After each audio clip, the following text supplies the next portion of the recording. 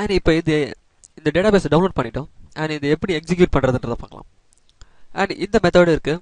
So 2 method இருக்குது. நான் வந்து செகண்ட் மெத்தடை ஃபாலோ பண்ண போகிறேன். அண்ட் இங்கே பார்த்தீங்கன்னா ஆக்சுவலி இதுதான் நம்மளோட டேட்டாபேஸ். அண்ட் இதை வந்து நம்ம டேரெக்டாக நம்ம SQL சர்வரில் அட்டாச் பண்ணலாம். அப்படி இல்லைனா உங்களுக்கு இங்கே ஒரு SQL ஃபைல் இருக்குது பாருங்கள். அண்ட் இதோடைய எக்ஸ்டென்ஷன் .SQL. ஸோ இதை ரைட் கிளிக் பண்ணி ஓப்பன் வித் நோட்பேட். அண்ட் இங்கே பார்த்தீங்கன்னா நமக்கு பஞ்ச் ஆஃப் கோட் இருக்கும். அண்ட் இப்போதைக்கு நீங்கள் இந்த கோடை பற்றி கவலைப்பட வேண்டிய அவசியம் கிடையாது. ஜஸ்ட் உங்களுடைய SQL சர்வரை ஓப்பன் பண்ணுங்கள். அண்ட் இது நம்மளுடைய இன்ஸ்டன்ட் நேம் localhost/SQL Express. நீங்கள் இந்த வீடியோ சீரிஸை ஃபாலோ பண்ணிட்டு இருந்தீங்கன்னா உங்களுக்கு இதாக தான் இருக்கும். அண்ட் ஜஸ்ட் இதே ஃபாலோ பண்ணுங்கள். And just connect.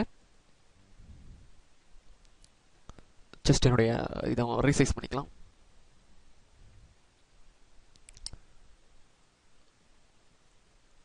Okay. And இப்போ என்ன பண்ணுறேன், டாப்பில் இங்கே நியூ கீரோன்னு ஒரு ஏரியா இருக்குது பாருங்கள். ஜஸ்ட் நான் அதை கிளிக் பண்ணுறேன்.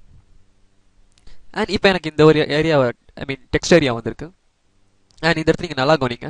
இந்த இடத்துல மாஸ்டர் நான் செலக்ட் பண்ணியிருக்கேன், அவைலபிள் டேட்டாபேஸ். ஸோ இது டிஃபால்ட்டாக நீங்கள் நியூ கீரின் கிளிக் பண்ணோன்னா உங்களுக்கு மாஸ்டர்னு அவைலபிளாக இருக்கும். ஸோ அதை அப்படியே விட்டுருங்க. அண்ட் இந்த டெக்ஸ்ட் ஏரியாவில் வந்துட்டு நீங்கள் அந்த நோட் பேடில் ஓப்பன் பண்ணீங்க இல்லையா, அதை ஃபுல்லாக காப்பி பண்ணிக்கோங்க. ஸோ உங்கள் கீபோர்டில் கண்ட்ரோலே. ஸோ உங்கள் நோட் பேடில் இருக்க எல்லா டேட்டாவையும் நீங்கள் காப்பி பண்ணியிருக்கீங்க. Right click, copy it.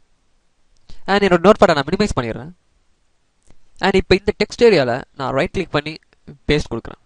So என்னோட நோட் பேடில் இருந்த எல்லா கோடும் எனக்கு இங்கே டிஸ்பிளே இங்கே பேஸ்ட் ஆகிடுச்சு. அண்ட் இப்போ பார்த்தீங்கன்னா இதில் பஞ்ச் ஆஃப் கோடு இருக்குது. அண்ட் இப்போதைக்கு நமக்கு இதை பற்றின டீட்டெயில்டு இன்ஃபர்மேஷன் தேவையில்லை. போக போக நம்மளே இந்த SQLனா என்ன அப்படின்றத புரிஞ்சுப்போம். பட் இந்த வீடியோ சீரீஸில் உங்களுக்கு SQL பற்றி ஒரு பேசிக் நாலேஜ் இருக்கும். அண்ட் SQL பற்றி நீங்கள் ஃபுல்லாக டீட்டெயில்டாக தெரிஞ்சுக்கணுன்னா எங்களுடைய SQL வீடியோ சீரீஸை பாருங்கள். அண்ட் இப்போ நீங்கள் பேஸ்ட் பண்ணியாச்சு. அண்ட் இங்கே மேலே பார்த்தீங்கன்னா எக்ஸிக்யூட்னு ஒரு ஏரியா இருக்குது, அதை கிளிக் பண்ணுங்கள். ஸோ இப்போ என்ன நடக்குதுன்னு ஆக்சுவலி இந்த கோட்ஸ் எல்லாமே SQL சர்வரில் எக்ஸிக்யூட் ஆகிட்டு இருக்கு. அண்ட் கீழே பார்த்தீங்கன்னா கமாண்ட் ஹஸ் கம்ப்ளீட்டட் சக்ஸஸ்ஃபுல்லின்னு வந்திருக்கு. ஸோ இதுக்கு அர்த்தம் என்னன்னா நம்ம SQL கியூரி வந்து சக்ஸஸ்ஃபுல்லாக பாஸ் ஆயிடுச்சுன்னு அர்த்தம். ஸோ இந்த இடத்துல நீங்கள் கவனிக்க வேண்டியது என்னன்னா, நம்ம இப்போ கிரியேட் பண்ண டேட்டாபேஸ் நேம் வந்து நார்த்விண்ட். ஸோ உங்களுடைய லெஃப்ட் ஹேண்ட் சைடில் இங்கே டேட்டாபேஸ் ஃபோல்டர் இருக்குது பாருங்கள், அது அந்த லிப்ஸை கிளிக் பண்ணுங்கள். ஸோ உங்களுக்கு எக்ஸ்டெண்ட் ஆகும். ஸோ இங்கே பார்த்தீங்கன்னா நார்த்விண்ட்னு ஒரு டேட்டாபேஸ் இருக்குது. ஸோ இதுக்கு மேலே பார்த்தீங்கன்னா கோட் 3 and IIT இருக்குது. ஸோ இது உங்களுக்கு இருக்காது, ஏன்னா இது நான் என்னோடய ப்ராஜெக்ட்ஸ்க்காக கிரியேட் பண்ண டேட்டாபேஸ். ஸோ இந்த ரெண்டும் நீங்கள் இருக்குன்னு எதிர்பார்க்க முடியாது. அண்ட் இந்த கோடை ரன் பண்ணிட்ட பிறகு இந்த கோடை ரன் பண்ணும்போது தான் இந்த நார்த்விண்ட் டேட்டாபேஸ் கிரியேட் ஆச்சு. ஓகே, நீங்கள் மேனுவலாக நீங்கள் டேட்டாபேஸ் கிரியேட் பண்ணலாம். அது எப்படின்றது என்னோட லேட்டர் வீடியோஸை சொல்கிறேன். பட் இப்போதைக்கு இந்த கோடை ரன் பண்ணிக்கோங்க. அண்ட் இந்த நார்த்விண்ட் டேட்டாபேஸில் இந்த லிப்ஸை கிளிக் பண்ணுங்களேன். கிளிக் பண்ணிங்கன்னா உங்களுக்கு ஏகப்பட்ட ஃபோல்டர்ஸ் இருக்கும். பட் இப்போதைக்கு நம்ம கான்சென்ட்ரேட் பண்ண போகிறது வந்து இந்த டேபிள் ஃபோல்டர். இந்த டேபிள் ஃபோல்டரை கிளிக் பண்ணுங்களேன். ஸோ பார்த்தீங்கன்னா நிறைய டேபிள்ஸ் இருக்கும். ஸோ இது ஒரு டேட்டாபேஸ், அந்த டேட்டாபேஸ்க்குள்ளே நிறைய டேபிள்ஸ் இருக்குது. இதை மட்டும் இப்போ நீங்கள் ஞாபகம் வச்சுக்கோங்க. ஏன்னா நம்ம இந்த வீடியோ சீரிஸ் ஃபுல்லாக நம்ம இதை பேஸ் பண்ணி தான் போகிறோம். ஒரு டேட்டாபேஸ் இருக்குது, இப்போ நம்ம இந்த கோட் மூலியமாக ஜென்ரேட் பண்ண டேட்டாபேஸ். அண்ட் அதுக்குள்ளே நிறைய டேபிள்ஸ் இருக்குது. கேட்டகரிஸ், கஸ்டமர், எம்ப்ளாயிஸ் டேபிள், எக்கச்சக்கமா.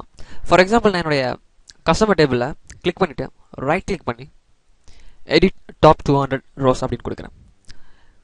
கொடுத்தோன்னே எனக்கு ஆட்டோமேட்டிக்காக என்னுடைய அந்த டேபிளில் இருக்க கண்டென்ட்ஸ் ஃபுல்லாக எனக்கு டிஸ்பிளே ஆகும். அதாவது அந்த டேபிளில் கஸ்டமர் ஐடி இருக்குது, அந்த கஸ்டமர் நேம் இருக்குது, அந்த கஸ்டமரோட காண்டாக்ட் நேம் அண்ட் அவங்களோட அட்ரஸ் இருக்குது, அந்த கஸ்டமரோட city, pincode, country, phone number, fax. So இது ஒரு பேசிக் இன்ஃபர்மேஷன். ஸோ இப்படி தான் வந்து ஆக்சுவலி நீங்கள் என்டர் பண்ணுற டேட்டா எல்லாமே இந்த மாதிரி தான் ஸ்டோர் ஆக போகுது. நம்மளுடைய டேட்டாபேஸில் ஒரு டேபிளாக லைனாக ஸ்டோர் ஆக போகுது. ஸோ இதுதான் டேபிள்ஸ். இந்த டேபிள்ஸில் தான் நம்ம வந்து டேட்டாஸை இன்சர்ட் பண்ண போகிறோம், டேட்டாஸை ஸ்டோர் பண்ணி வைக்க போகிறோம். ஸோ இதுதான் சும்மா பேசிக் கான்செப்ட். ஒரு டேட்டாபேஸ் இருக்குது, அந்த டேட்டாபேஸ்க்குள்ளே நிறைய டேபிள்ஸ் இருக்குது, அந்த டேபிள்ஸில் தான் நம்ம வந்து டேட்டாஸை ஸ்டோர் பண்ண போகிறோம். ஸோ இந்த டேபிளில் தான் எப்படி டேட்டாஸை ஸ்டோர் பண்ண போகிறோம், எப்படி இந்த டேபிளில் இருக்க டேட்டாஸை எடிட் பண்ண போகிறோம், எப்படி நம்ம தேவையில்லாத டேட்டாஸை இன்கேஸ் எனக்கு இந்த ரோ எனக்கு தேவையில்லை, இந்த கஸ்டமருடைய இன்ஃபர்மேஷன் எனக்கு தேவையில்லை, நான் அதை டெலீட் பண்ண போகிறேன். ஸோ எப்படி டெலீட் பண்ணலாம், எப்படி இந்த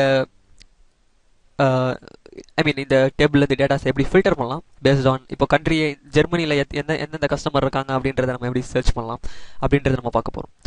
ஜஸ்ட் செம்ம இன்ட்ரெஸ்டிங்காக இருக்கும் போது அண்ட் பார்க்கலாம்.